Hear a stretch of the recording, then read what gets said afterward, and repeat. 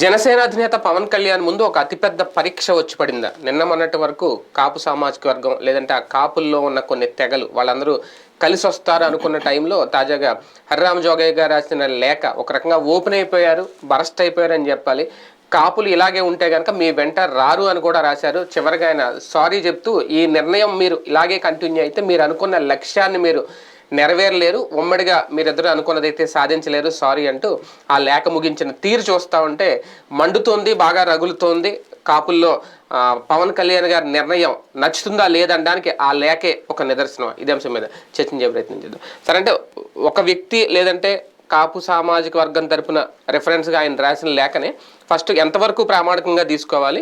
ఆయన చెప్పిన మాటల్లో వాస్తవానికి అన్ని వాస్తవాలేనా, కాపు సామాజిక వర్గం తరపున ఆలోచించి ఆయన ఆ లేఖ రాసినట్టుందా? ప్రాక్టికల్గా కాపు సామాజిక వర్గానికి సంబంధించినటువంటి ఫీలింగ్లో 60 to 70% ఫీలింగ్ని అది రిప్రజెంట్ చేస్తుంది. ఆయన చెప్పింది అయితే ఆయనకి అంత గౌరవం ఇస్తుందా అంటే గౌరవం ఇస్తుంది, కానీ ఆయన మాటలకు వినేసి ఓట్లేసే పరిస్థితి అయితే ఉండదు. అంటే హరిరామ జోగయ్య గారు ఓటేయమంటే ఓటేయడం, ఓటేయొద్దంటే వేయకపోవడం అనేది ఉండదు. కానీ వాళ్ళల్లో ఉన్నటువంటి అసంతృప్తికి సంబంధించినటువంటి రిప్రజెంటేషన్ అది పనికి వస్తుంది.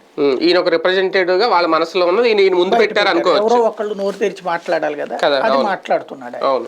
అయితే ప్రాక్టికల్ సమస్య ఏంటంటే పవన్ కళ్యాణ్ రూట్ లో నుంచి ఆలోచన, హరిరామ జోగయ్య నుంచి ఆలోచన, తెలుగుదేశం నుంచి ఆలోచన. ఇక్కడ తెలుగుదేశం పార్టీ దృష్టి ఎట్లుంటుంది? అది 175 నియోజకవర్గాలు కూడా నియోజకవర్గానికి 3 నుంచి 4 నేతలు స్ట్రాంగ్ హోల్డ్ ఉంటారు, టోటల్గా 10 మంది పవర్ఫుల్ లీడర్లు ఉంటారు. అవును, వాళ్ళందరినీ వదులుకుని ఇప్పటికే ఓ 25 వీళ్ళకి ఇవ్వాల్సి వస్తుంది. ఈ 25 వీళ్ళకి ఇవ్వడం వల్ల ఆ 25 చోట్ల 25 పదులు 250 మందిని అన్యాయం చేసినట్టే కదా. వాళ్ళకు ఓ పక్కన ఆగ్రహం ఉంటుందా? రేపు పొద్దున బీజేపీ రావచ్చు, లేకపోతే కమ్యూనిస్టులైనా తీసుకుపోవాలా. ఎవరో ఒకళ్ళని తీసుకుంటే ఇంకొక 10 దాకా వస్తుంది, అంటే 35 దాకా అక్కడ దెబ్బతింటుంది. దానికి తోడు ఇప్పుడున్నటువంటి క్లిష్టమైనటువంటి పరిస్థితుల్లో కమ్మ సామాజిక వర్గం నుంచి విపరీతమైన ఒత్తిడి ఉంది. ఎందుకంటే తెలంగాణ, ఆంధ్రాల్లో కలిపితే రెడ్డి సామాజిక వర్గం భారీగా విజయాలు సాధించింది. ఈవెన్ మొన్న జరిగినటువంటి అసెంబ్లీ ఎన్నికల్లో తెలంగాణలో దాదాపు 45 మంది వరకు రెడ్డి సామాజిక వర్గం వాళ్ళు గెలిచారు, 45 నుండి 50 మంది దాకా. కమ్మ సామాజిక వర్గం అక్కడ 4-5 మాత్రమే గెలిచినటువంటి పరిస్థితి. కాబట్టి వాళ్ళల్లో ఒక అసంతృప్తి రగులుతోంది. మనకున్నది కమ్మ సామాజిక వర్గానికి రిప్రజెంటేటివ్ పార్టీ తెలుగుదేశం పార్టీ. ఇక్కడ భారీగా సీట్లు మాకు ఇవ్వాల్సిందేనని వాళ్ళు ఒక పక్కన ఒత్తిడి తెస్తున్నారు. ఇది చంద్రబాబు గారికి రెండవ సంక్షోభం. వాళ్ళని పరిగణించకపోతే ఎట్లాగా అనేటువంటిది ఒకటి. అయితే వాళ్ళని కన్విన్స్ చేయడానికి ఏమంటున్నారంటే ఇప్పుడు క్లిష్ట సమయంలో ఉన్నాం, కొద్దిగా తగ్గండి అంటున్నారు. కానీ క్లిష్ట సమయంలో మీరు మమ్మల్ని కాపాడుకోకపోతే ఇంకా అసలు మన పార్టీ కాదు, కమ్మ పార్టీ కాకపోతే ఇంకెట్లాగా అనేటువంటిది వాళ్ళల్లో వ్యక్తమవుతున్నటువంటి అసంతృప్తి. అందుకే భాష్యం లాంటి వాళ్ళు ముందుకు వస్తున్నటువంటి పరిస్థితి. ఇక మూడవ వైపు నుంచి చూసుకుంటే వీటన్నిటికంటే అతిపెద్దదైనటువంటి సమస్య తెలుగుదేశం మూలాలకి దెబ్బ కొడుతున్నాడు జగన్మోహన్ రెడ్డి. ఏమిటా మూలం? బీసీలు. తెలుగుదేశం పార్టీ కమ్మ సామాజిక వర్గ పార్టీ అని చెప్పుకుని రాలేదు. కమ్మ సామాజిక వర్గ నాయకత్వం వహించాడు కాబట్టి కమ్మ పార్టీ అనే ముద్రపడింది, లేదా కమ్మ సామాజిక వర్గం వాళ్ళు అడ్వాంటేజ్ తీసుకుంటారు కాబట్టి ఆ ముద్రపడింది. కానీ అసలైతే అది బీసీల కారణంగానే అధికారంలోకి వచ్చింది, బీసీల కారణంగానే బీసీల పార్టీ కింద దానికి ఉన్నటువంటి పేరు. ఆ బీసీ సామాజిక వర్గానికి ఆంధ్రప్రదేశ్ చరిత్రలో ఏ పార్టీ చేయనటువంటి సాహసాలు చేసుకొస్తున్నాడు జగన్మోహన్ రెడ్డి. ఏంటది? ఈవెన్ రాజశేఖర రెడ్డి కూడా చేయలేకపోయినటువంటిది. భారీ స్థాయిలో సీట్లు ఇప్పటిదాకా కేవలం 16 పార్లమెంటు స్థానాలకు సంబంధించి అనౌన్స్ చేస్తేనే అందులో 9 ఇచ్చేశాడు. అంటే దాదాపుగా మనకున్నది 25 పార్లమెంట్ స్థానాలు. 25లో 4 ఎస్సీలు, 1 ఎస్టీ, 5 పోతే 20లో 50% దాదాపు ఇచ్చేసినట్టే. ఎందుకంటే ఇప్పుడు 9 ఇచ్చాడు, ఇంకొక 2-3 ఇప్పుడు శ్రీకాకుళం, విజయనగరం అటువైపులది ఖచ్చితంగా వాళ్ళకే ఇవ్వాల్సి వస్తుంది కదా. అంటే దాదాపుగా 11-12 ఇచ్చేస్తున్నాడు. అంటే అబౌవ్ 50% ఇస్తున్నాడు. అబౌవ్ 50% వాళ్ళకి ఇచ్చి ఇంక్లూడింగ్ ఇటు పక్కన ఎస్సీ ఎస్టీ కలిపితే దాదాపు 65 to 70% తీసుకొచ్చి ఎస్సీ ఎస్టీ బీసీ మైనార్టీలకు ఇచ్చేస్తున్నాడు. అప్పుడు తెలుగుదేశం పార్టీ ఎంతకాలం పాటు మేము అసలు దాన్ని ఏమంటారు సామాజిక విప్లవం తీసుకొచ్చాం, అట్టడుగు వర్గాలు, బడుగు బలహీన వర్గాల చైతన్యం అనేది మా ఎన్టీ రామారావు వల్ల సాధ్యమైంది, లేకపోతే ఇంకోళ్ళ వల్ల సాధ్యమైందని చెప్పుకునేటువంటి మాట ఇక పోతుంది కదా. అందులో ప్రతిపక్షంలో ఉన్నప్పుడు ఉపన్యాసాలు ఇవ్వడం వేరు, అధికారంలో ఉన్నటువంటి పార్టీ సాహసం చేస్తుంది. ఇప్పుడు దానికోసం అన్నా సరే వీళ్ళు బీసీ ఎస్సీ ఎస్టీలకు ఇవ్వాలి పెద్ద ఎత్తున. ఈవెన్ ఎమ్మెల్యే సెగ్మెంట్ లో కూడా భారీగా బీసీలకు ఇస్తున్నాడు కదా. అందులో సంప్రదాయ కమ్మ సామాజిక వర్గం ఓట్ బ్యాంక్ అన్నటువంటి చోట్ల ఈవెన్ రాజులకు సంబంధించినటువంటి దాంట్లో కూడా బీసీలకు ఇచ్చాడు కదా జగన్మోహన్ రెడ్డి. ఇప్పుడు అదొక పక్కన సవాల్. వీటన్నిటి మధ్యన నన్ను వదిలేసేయండి బాబు, ఇచ్చింది తీసుకోండి అంటున్నాడు చంద్రబాబు నాయుడు. పవన్ కళ్యాణ్ సమస్య ఏంటి? చాలా విపరీతంగా వాళ్ళని అంటే చంద్రబాబు నాయుడు చెప్పాడు కదా మనల్ని బాగా పక్కన కూర్చోబెట్టుకుంటానన్నాడు కదా అన్నటువంటి ఉద్దేశంతో చాలా ఎక్కువ ఎక్స్పెక్టేషన్ పెట్టుకున్నాడు. ఈవెన్ పార్టీ కార్యకర్తలకి ఆ ఎక్స్పెక్టేషన్ పీక్ స్టేజ్కి తీసుకెళ్ళి వాస్తవంగా అయితే 175 స్థానాల్లో ఇప్పుడు జనసేన పోటీ చేస్తే ఇప్పుడు కొన్ని నియోజకవర్గాలు 10,000 రావచ్చు, కొన్ని నియోజకవర్గాలు 25,000 రావచ్చు, కొన్ని నియోజకవర్గాలు 50,000తో గెలవచ్చు. అవును. బట్ ఒక బలమైనటువంటి ఒక నియోజకవర్గం ఒక లీడర్ని తయారు చేసుకున్నట్టు అవుతుంది. అంతే కదా, ఒక ఎన్నికల తర్వాత మనం ఒక నియోజకవర్గానికి ఒక ఎమ్మెల్యే క్యాండిడేట్ని తయారు చేస్తాం. అది పార్టీకి అవసరం ఉపయోగపడుతుంది. అలా చెయ్యలేకపోతున్నాడు. ఎందుకు అంటే జగన్ని గద్దె దించడం అన్నట్టు. సాధారణంగా ఒక విచిత్రమైన జోక్ ఏంటంటే ఎవడైనా పార్టీ పెట్టేది నేను అధికారంలోకి రావడానికి లేకపోతే కనుక రాజకీయంగా నాదైనటువంటి సిద్ధాంతం తీసుకురావడానికి అన్నట్టు. కానీ ఇప్పటికి ఒక ఆయన మీద ఉన్నటువంటి అపవాదు కాదు, ఆయనని ఎత్తున పెట్టుకున్నటువంటి కాన్సెప్ట్ ఏంటంటే 2014లో పార్టీ ఎందుకు పెట్టాడే అంటే జగన్ అధికారంలోకి రానివ్వకుండా చూడాలి. 2019లో పార్టీ ఎందుకు పోటీ చేసింది అయ్యా అంటే జగన్ అధికారంలోకి రాకుండా ఉండాలి. 2024లో పార్టీ ఎందుకు పోటీ చేస్తున్న తెలుగుదేశం ఎందుకు పొత్తు పెట్టుకుంటుంది అంటే జగన్ అధికారం నుంచి గద్దె దించారు. అంటే జగన్ కోసం జనసేన పెట్టారా, జనసేన అనేటువంటి జనాల కోసం పెట్టుకున్నాడా? అంతే కదా.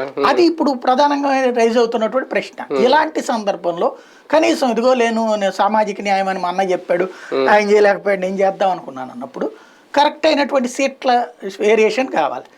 ఇక్కడ ఇండివిజువల్ గా కాకుండా తెలుగుదేశంతో కలిసి పోటీ చేస్తుంటే ఈ ప్రశ్న లేగదు. నువ్వు జగన్ కోసం పెట్టావు పార్టీ, నీ కోసం పెట్టావు అన్నటువంటి పాయింట్ రైజ్ అవుతుంది కదా.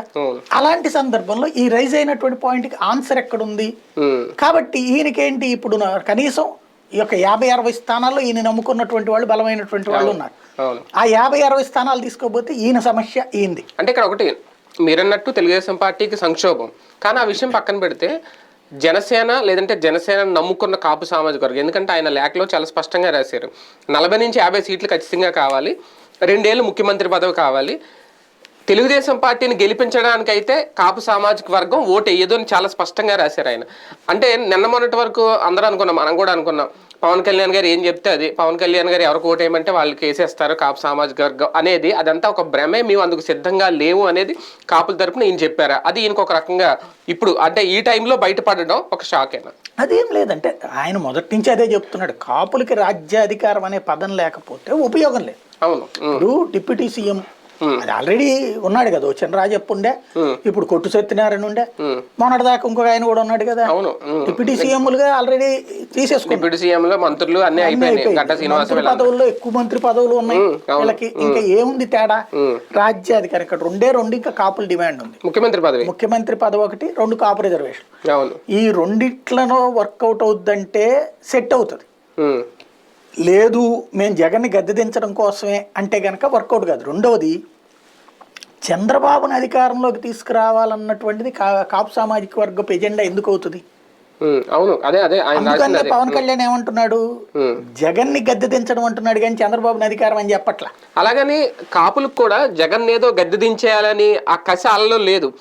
తమ నాయకుడు తమ కులానికి చెందిన వ్యక్తి ముఖ్యమంత్రి అవ్వాలి, దానికోసం చేయడానికి వాళ్ళు రెడీగా ఉన్నారు. కానీ జగన్ ని గద్దె దించేయడం మా లక్ష్యం అనేది అయితే అక్కడ ఎవరు పెద్దగా మెన్షన్ చేయలేదు. అంతే కదంటే మావాడు అధికారంలోకి వస్తే జగన్ అంటే అది పవన్ కళ్యాణ్ గారి ఉద్దేశంలా ఉంది కానీ కాపు సామాజిక వర్గం ఉద్దేశంలా లేదా అంటున్నాను నేను. అంటే కాపు సామాజిక వర్గానికి ఏంటి జగన్తో శత్రుత్వం? అదే అవును. ఇప్పుడు చంద్రబాబుతో ఒక శత్రుత్వం ఉందంటే సుదీర్ఘకాలం పాటు వీళ్ళిద్దరి మధ్యన జరిగిన ఘర్షణ వాతావరణం, రంగా మర్డర్ కారణంగా చంద్రబాబు నాయుడు వెనకుండా నడిపించాడు అంటూ అప్పట్లో రాసినటువంటి పుస్తకాలు, హరిరామ జోగయ్య పుస్తకాలు అయినా కదా రాసినటువంటి వాళ్ళలో, ఇట్లాంటి వాటి ఇంపాక్ట్ వాళ్ళ మీద ఉంది. ఈ తరం పిల్లలకు కూడా ఆ ఫీలింగ్ ఉంది.